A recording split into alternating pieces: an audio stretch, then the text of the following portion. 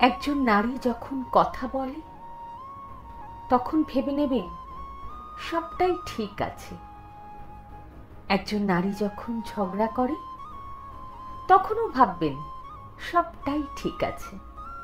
কিন্তু যখন কোনো নারী চুপ হয়ে যায় তখন ভেবে নেবেন যে একটা ঝামেলা হয়ে গেছে।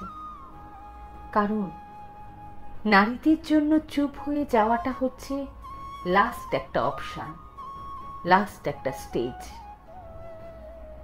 একটা নারী ব্যাখ্যা করে, কথা বলে, কনভিন্স করে, আর্গু করে, আবার কান্না করে, কিন্তু যখন তার কাছে মনে হবে যে সবকিছুই বৃথা, জাস্ট ওয়েস্ট, সাইলেন্স, সে একেবারে চুপ হয়ে যাবে।